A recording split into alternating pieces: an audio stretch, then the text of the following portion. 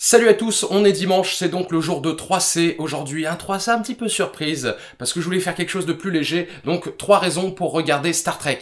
Alors avant qu'on commence, que ce soit clair, je parle de l'univers original de Star Trek, pas de la série de films qui reboot la franchise. Alors certaines vont me dire, ouais mais dans le deuxième, il y a Benedict Cumberbatch qui joue Khan, je mouille. Oui, il joue bien, il est classe, et puis c'est vrai que par rapport à l'original, il y a quand même une nette amélioration au niveau du look, mais moi je parle de l'univers original de Star Trek, voilà, principalement les séries qui vont la fin des années 80 jusqu'au début des années 2000, parce qu'elles ont une certaine homogénéité. Si vous voulez regarder, je vous conseille, au niveau de l'ordre, de mettre un peu de côté la série originale, qui est beaucoup plus vieille, qui est pas tout à fait dans le même esprit, et bon, elle a moins bien vieilli, de commencer par Star Trek la nouvelle génération, d'enchaîner sur Deep Space Nine et Voyager, et si vous avez le courage, de regarder Enterprise, parce que, si vous voulez, au niveau de l'histoire, les 3 premières séries se chevauchent, et Enterprise, elle est considérée comme un peu moins bien souvent par les fans, y compris moi. J'avais décidé de pas la regarder au début, et puis David Azencott a réussi à me convaincre, il m'a dit si, tu devrais regarder, c'est intéressant, la Vulcaine est super bonne, c'est surnaturel. Donc merci David, tu as réussi à me convaincre. Alors ce qu'il faut savoir, c'est qu'avec la nouvelle génération, vous vous engagez sur une série des années 80 où il n'y a pas d'arc. C'est pas Game of Thrones, il faut s'accrocher. Vous partez sur 7 saisons si vous voulez la regarder en entier. Donc si vous voulez commencer par Enterprise où il y a que 4 saisons, c'est peut-être plus léger, mais sachez qu'elle est moins bien. Raison numéro 1, c'est une série de science-fiction qui montre un futur où l'humanité est unie, un futur positif. Avec ce qu'on vit en ce moment, je trouve ça très rafraîchissant. Ça change d'ailleurs de toutes les séries de science-fiction qui sont ultra pessimistes.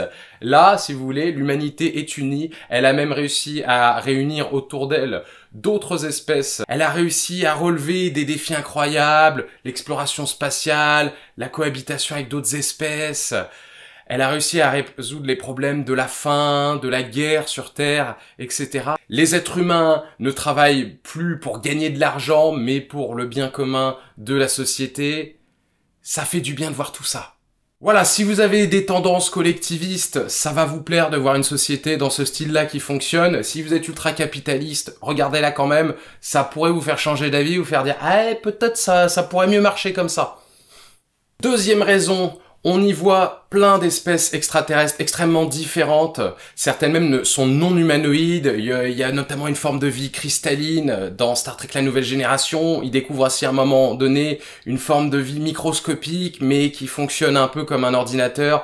C'est extrêmement varié. Les espèces humanoïdes servent de métaphore pour certains côtés de la nature humaine. Par exemple, je vais vous spoiler un tout petit peu, spoiler alerte, les Ferengi qui sont une société ultra capitaliste et qui sont une parodie un peu de notre société de la fin du XXe siècle, début XXIe siècle. À un moment donné, un groupe de Ferengi remonte dans le temps et se retrouve sur Terre au moment de la guerre froide. Et là, ils réalisent que les humains, avec leur société collectiviste, ont réussi en 400 ans de passer de la guerre froide où l'humanité était divisée, paranoïaque, tout le monde se méfiait des uns des autres, à une société totalement unifiée où ils ont réussi à unir sous leur bannière plusieurs espèces même et plusieurs planètes, alors que les Ferengi, dans le même temps avec leur société ultra-capitaliste, eux, ont totalement stagné pendant 400 ans. Et pour découvrir ce que les Ferengi, en découvrant ça, décident de faire, je vous laisse regarder cet épisode de Deep Space Nine. Raison numéro 3, il y a des personnages extrêmement intéressants, extrêmement forts. Ils ne sont pas parfaits, mais ils sont très charismatiques pour la plupart. Il y a par exemple le capitaine du vaisseau dans Voyager qui s'appelle Kathryn Janeway, qui est une femme très forte, mais qui sait garder sa part de féminité assez rafraîchissante. Et puis, ils ont des dilemmes moraux, par exemple le choix entre protéger leur équipage ou maintenir une relation pacifique avec une nouvelle espèce d'extraterrestre, la fidélité à leur espèce ou la fidélité à leur organisation, comme la Fédération par exemple, ce genre de dilemme. Et puis, il y a aussi Picard qui a énormément la classe. Enfin, Picard, bon sang, hein, il est le centre de je ne sais combien de mèmes internet. C'est quand même dommage de partager ses photos pour se marrer et de pas savoir d'où ça vient. Alors regardez Star Trek la nouvelle génération.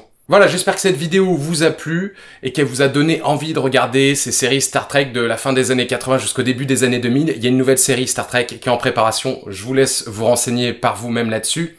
Si vous avez aimé cette vidéo, bien sûr, un pouce en l'air, partagez-la sur les réseaux sociaux, abonnez-vous. C'était normalement le dernier 3C du défi, une vidéo par jour. Donc, est-ce que ça va continuer après ce défi ? C'est à vous de décider un peu. Si vous aimez vraiment cette série de vidéos, faites-le savoir, notamment dans les commentaires. Réclamez-moi d'autres 3C. Et sur ce, je vous dis à demain pour une autre vidéo et une vie longue et prospère. Ah, je sais, c'est hyper nerd de faire ça.